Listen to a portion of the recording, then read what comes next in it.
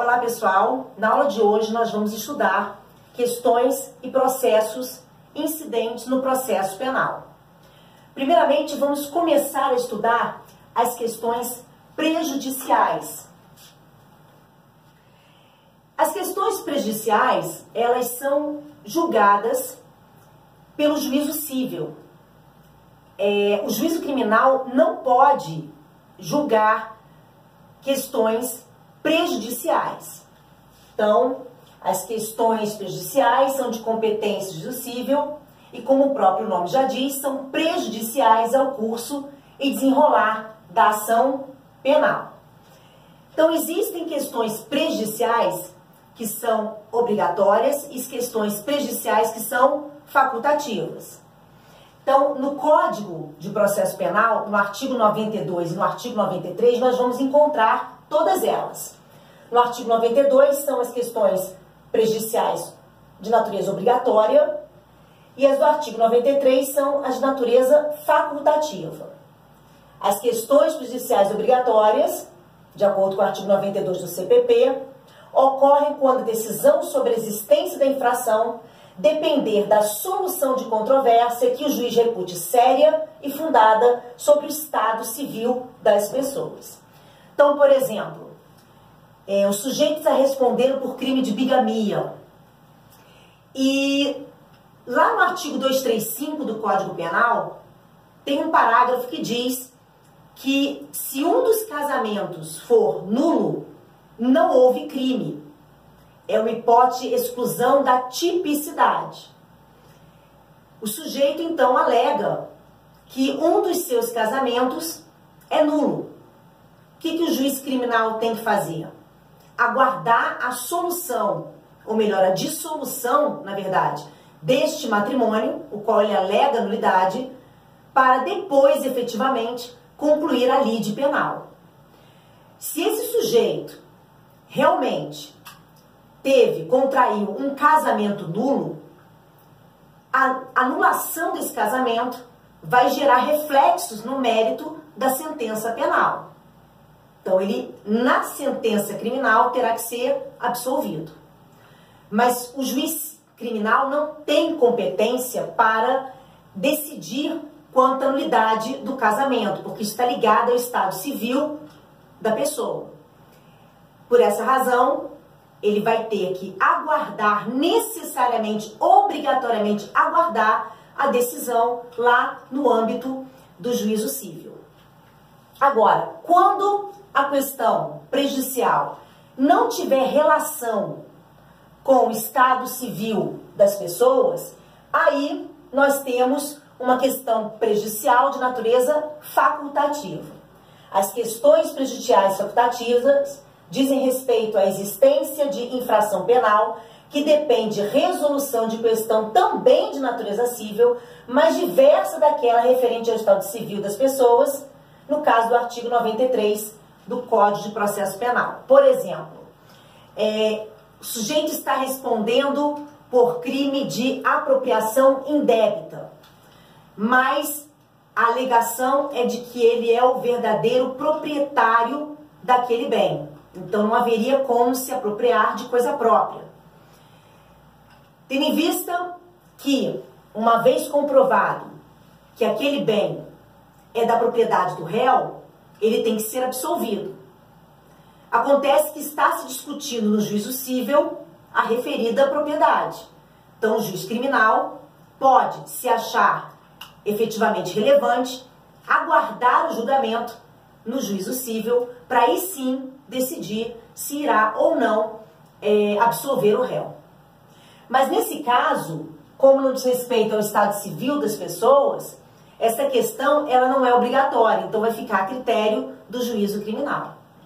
De qualquer forma, tanto a obrigatória quanto a facultativa são julgadas por outro juízo, diverso do juízo criminal. Em relação aos processos incidentes, nós temos aqui as espécies de processos incidentes. A primeira delas são as exceções processuais.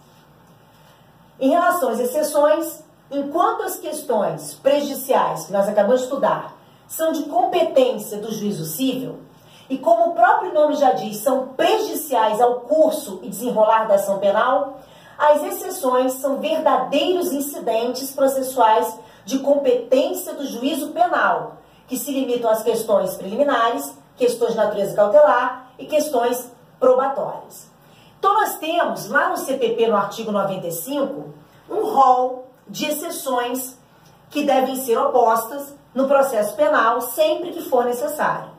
Suspeição, incompetência, incompatibilidade do juízo, coisa julgada, litispendência, ilegitimidade da parte, dentre outras hipóteses de exceção elencadas, repito, no artigo 95 do Código de Processo Penal.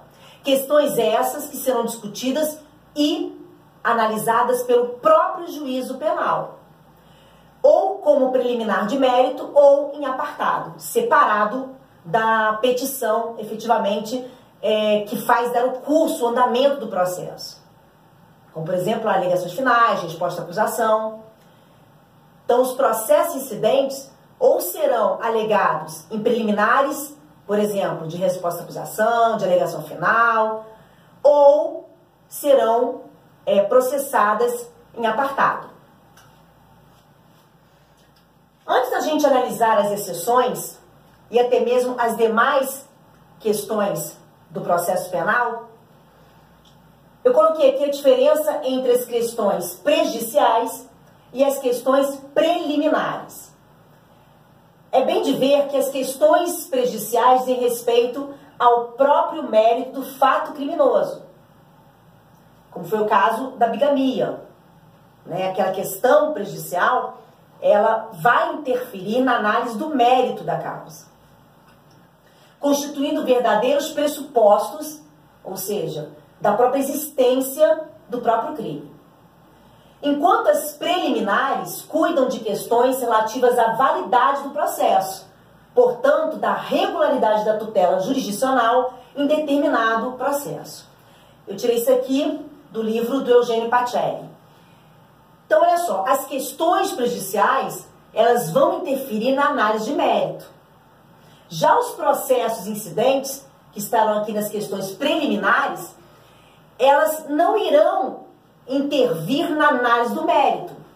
São questões de natureza puramente processual, como o caso da suspeição do juiz, impedimento do juiz, incompatibilidade do juízo, coisa julgada, litispendência. Percebam que nenhuma delas vai discutir o mérito, por isso que são preliminares de mérito.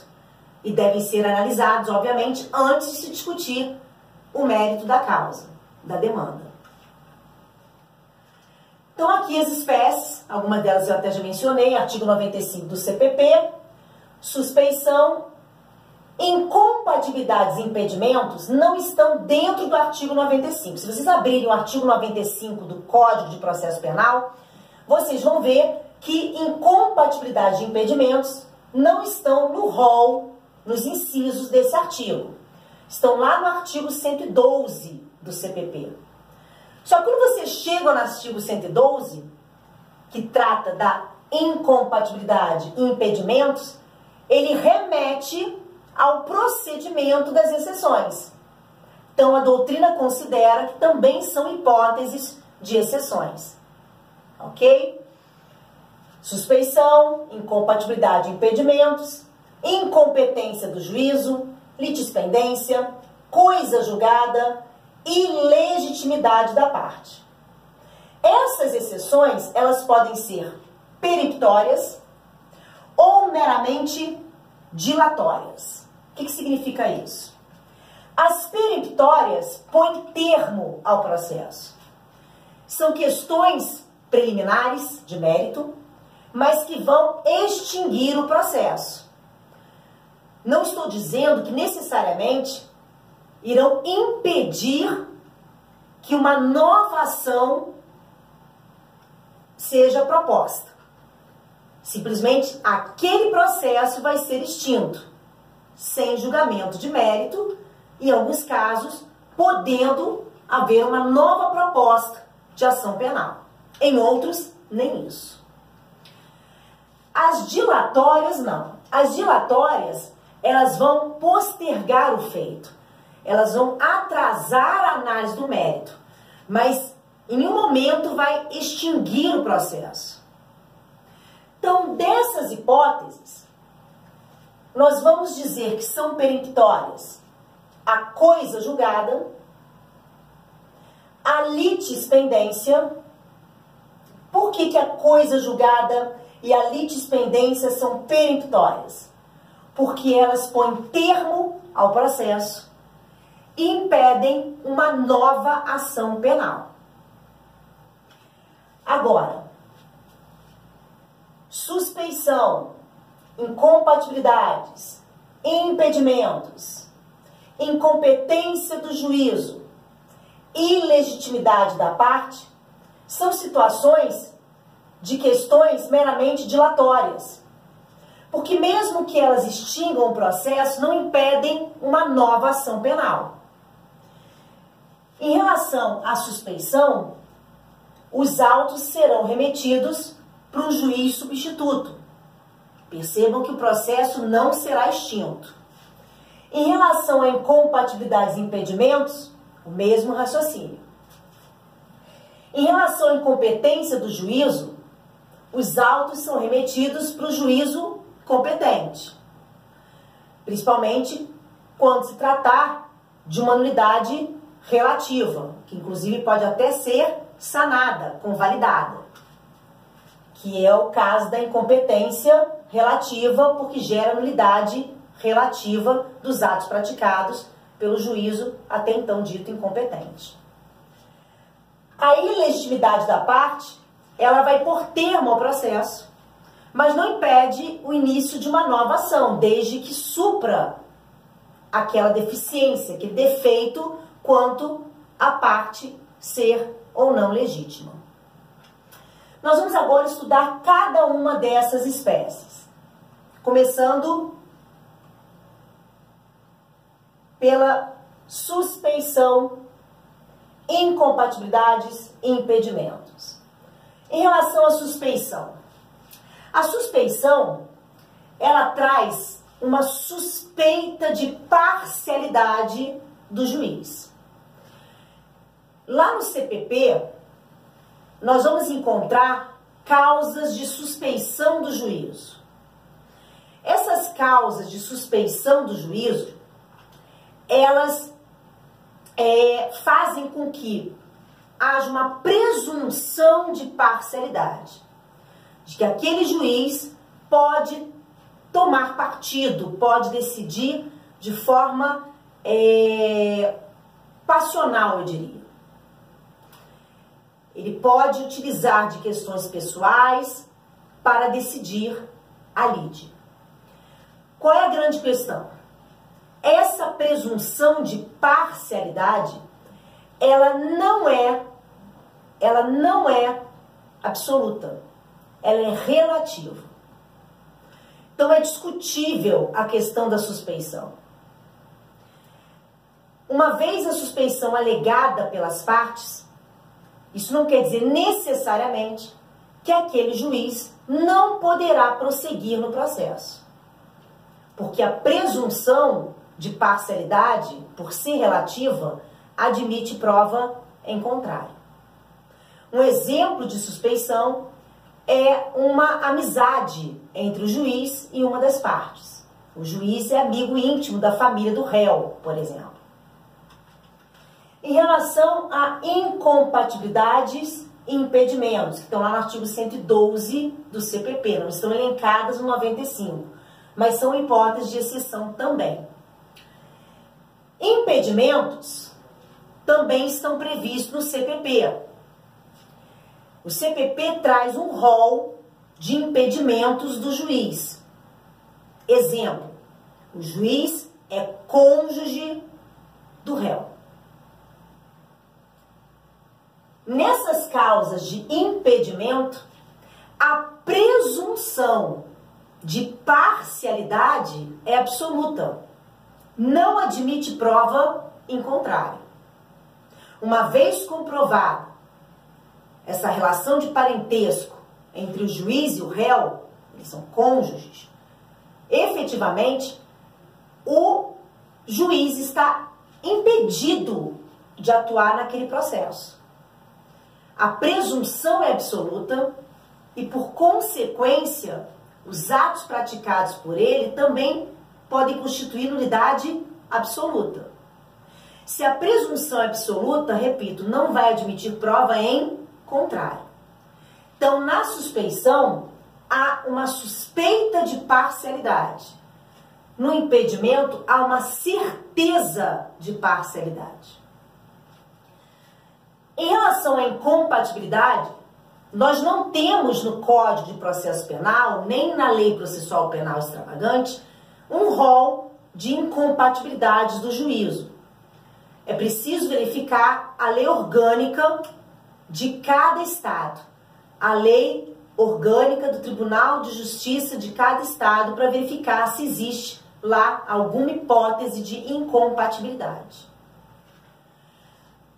Em relação à incompetência do juízo, nós temos a competência absoluta, quando se trata ratione matéria e ratione persona, ou seja, em razão da natureza da infração, em razão da pessoa, e temos a competência relativa no caso da ratione loci, ou em razão do território.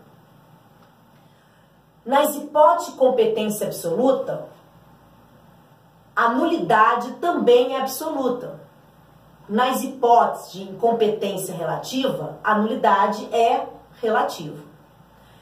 Então, por exemplo, a Constituição e o Código de Processo Penal determina que a competência do Tribunal do Júri é para processar e julgar crimes dolosos contra a vida.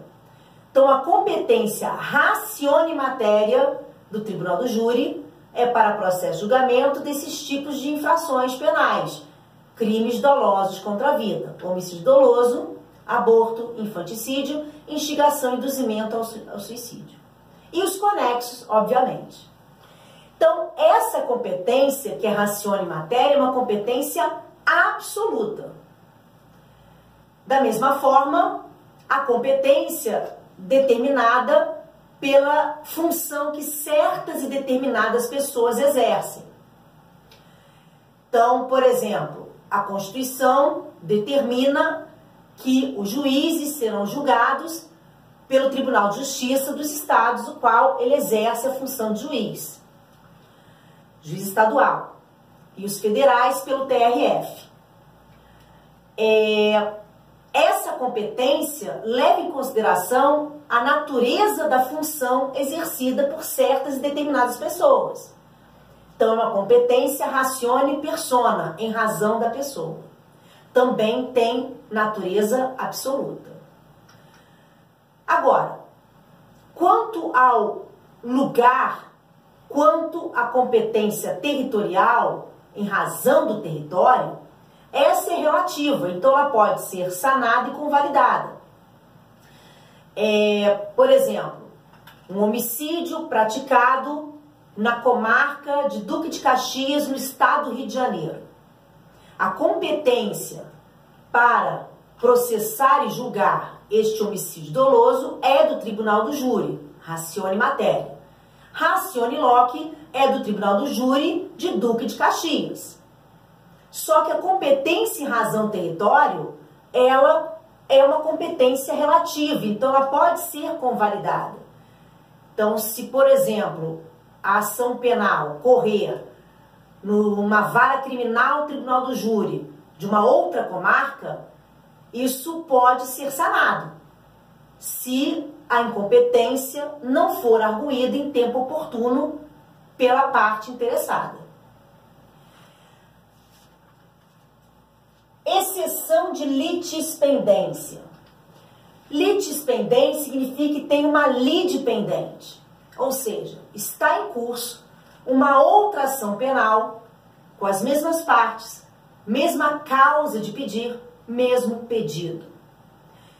E pelo princípio do non bis in idem, ninguém pode ser processado, julgado e condenado pelo mesmo crime 2 ou mais vezes. Então, se ninguém pode ser processado 2 ou mais vezes pelo mesmo crime, então não posso ter 2 ações com as mesmas partes, mesma causa de pedir, mesmo pedido.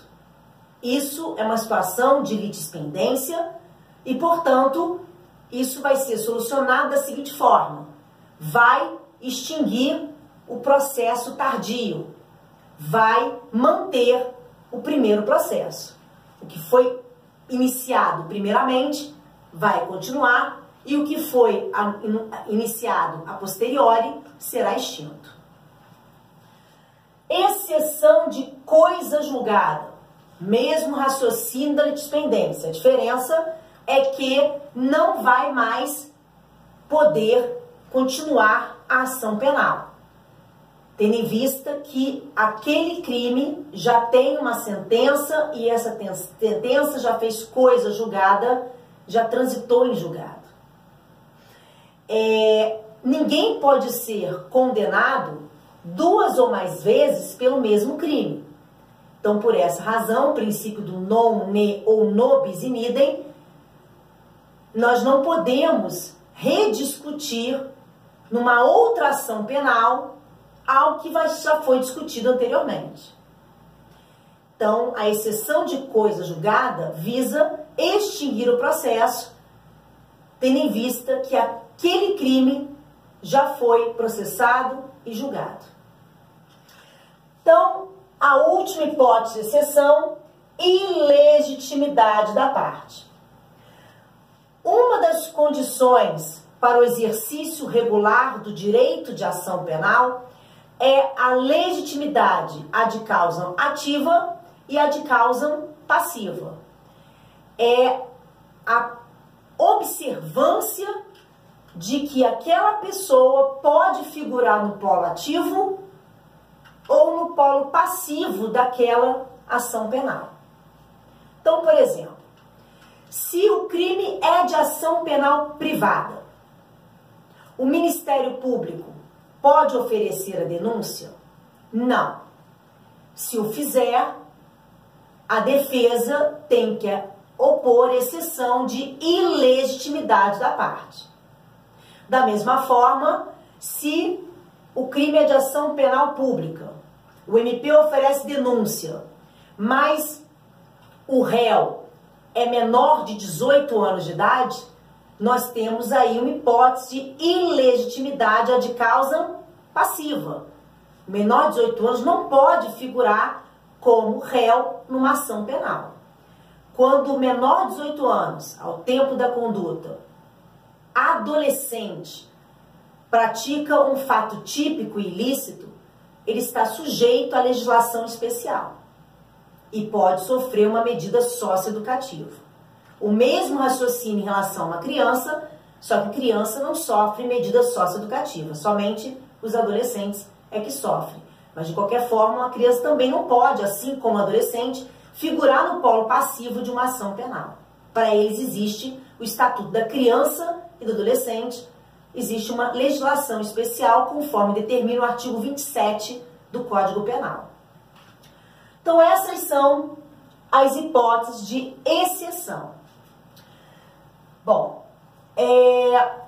continuando a análise dos processos incidentes, além das exceções, nós temos também o conflito de jurisdição.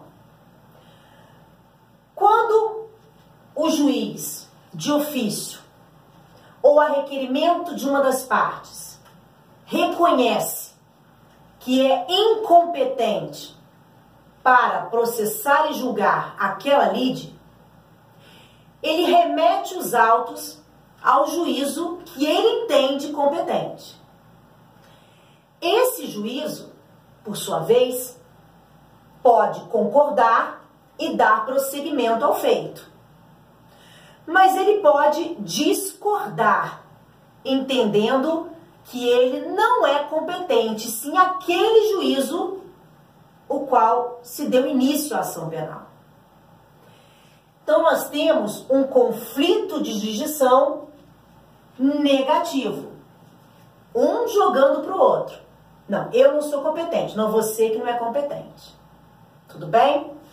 O positivo é o contrário, quando 2 ou mais juízes se entendem competentes para processar e julgar aquela lide. E aí nós temos um conflito de jurisdição positivo. Em relação a essa hipótese, artigos 113 a 117 do Código Penal.